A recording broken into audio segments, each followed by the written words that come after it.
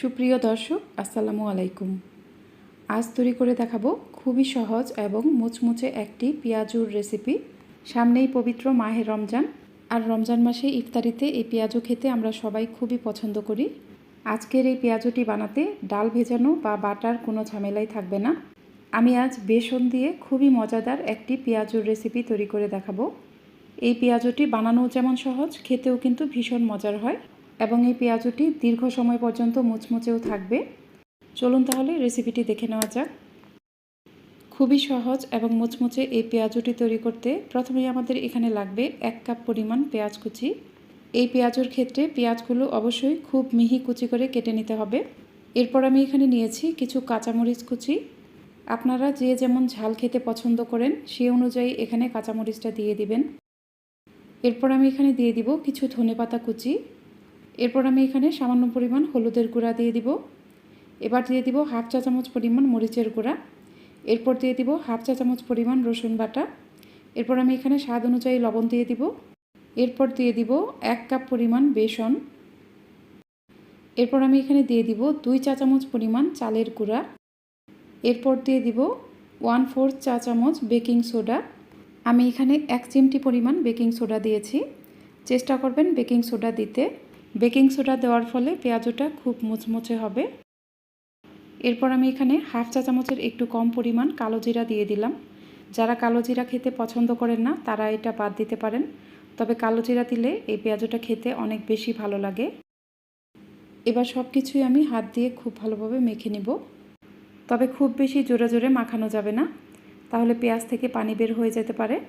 আমি আলতো হাতে এই মিশ্রণটা মেখে নেব। আমি এখানে অল্প অল্প করে পানি দিয়ে একটা পেঁয়াজুর মিশ্রণ তৈরি করব। একবারে বেশি পানি দেওয়া যাবে না, অল্প অল্প করে পানি দিতে হবে এবং আলতো হাতে মেখে নিতে হবে। আমি পেঁয়াজুর একটা মিশ্রণ তৈরি করে নিয়েছি। পেঁয়াজুর এই মিশ্রণটা মেখে নেওয়ার পর সাথে সাথে এটা তেলে ভেজে নিতে হবে, না হলে এখানে পেঁয়াজ থেকে পানি ছেড়ে দিতে পারে। আমি এই পেঁয়াজগুলো মেখে নেওয়ার সাথে সাথেই তেলে ভেজে নেব। এর জন্য একটা প্যানে পরিমাণ মতো তেল গরম করে নিয়েছি। এখানে তেলটা খুব বেশি গরম করে নেওয়া যাবে না, তেলটা মিডিয়াম গরম থাকবে। তেলটা খুব বেশি গরম হয়ে গেলে পেঁয়াজগুলো উপরে কালার এসে যাবে, ভিতরে পারফেক্টভাবে হবে না। আমি এখান থেকে কিছুটা করে মিশ্রণ নিয়ে পেঁয়াজুর শেপ দিব। আমি এই মিশ্রণটা কিছুটা এবড়ো থেবড়ো করেই তেলের মাঝে দিয়ে দিব। এর ফলে পেঁয়াজুটা অনেক বেশি মুচমুচে হবে। এ সময় চুলার আঁচ মিডিয়াম থাকবে এবং তেলটাও মিডিয়াম গরম থাকবে। কোনোভাবেই তেলটা অনেক বেশি গরম করা যাবে না। পেঁয়াজুর একদিকে যখন কিছুটা কালার এসে যাবে তখন আমি এগুলো উল্টে দিব। দর্শক, আপনাদের কাছে আমার একটা অনুরোধ, যারা এখনও আমার চ্যানেলটি সাবস্ক্রাইব করেননি তারা প্লিজ আমার চ্যানেলটি সাবস্ক্রাইব করে দিবেন, আর যারা অলরেডি চ্যানেলটি সাবস্ক্রাইব করেছেন তাদেরকে অসংখ্য ধন্যবাদ। পেঁয়াজুর অপর পিঠটা যখন কিছুটা কালার এসে যাবে তখন আমি এগুলো উল্টে নিব। এভাবেই আমি উল্টে পাল্টে পেঁয়াজগুলো সোনালি কালার করে ভেজে নেব। পেঁয়াজগুলো যখন ভাজা হয়ে যাবে তখন আমি এগুলো উঠিয়ে নেব। আমার এই পেঁয়াজগুলো ভাজা হয়ে গেছে।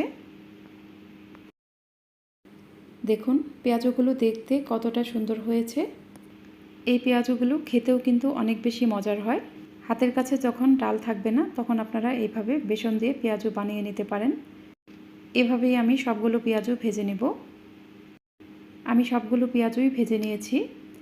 একটা পেঁয়াজু হাতে নিয়ে এর ভেতরের অংশটা আমি আপনাদের দেখিয়ে দিচ্ছি। দেখুন পেঁয়াজুর বাইরের দিকটা যেমন ক্রিস্পি হয়েছে, এর ভেতর দিকটাও কিন্তু অনেকটাই নরম। এই পেঁয়াজুটা ঠান্ডা হয়ে যাওয়ার পরেও দীর্ঘ সময় পর্যন্ত মুচমুচে থাকে। আপনারা এই পেঁয়াজুর রেসিপিটি বাসায় ট্রাই করবেন। আপনাদের রেসিপিটি কেমন হলো আমাকে কমেন্টস বক্সে জানাবেন। আশা করছি আজকের এই রেসিপিটিও আপনাদের সবার কাছে খুবই ভালো লেগেছে। যদি ভালো লাগে তাহলে অবশ্যই আমার চ্যানেলটি সাবস্ক্রাইব করে পাশে থাকা বেল আইকনটি প্রেস করে দিবেন। আর যারা এই ভিডিওটি ফেসবুক থেকে দেখছেন তারা আমার পেজটিকে লাইক ও ফলো দিয়ে রাখবেন। আজ এই পর্যন্তই। এরপর আবারও হাজির হব নতুন কোনো রেসিপি নিয়ে। সে পর্যন্ত সবাই ভালো থাকবেন। আল্লাহ হাফেজ।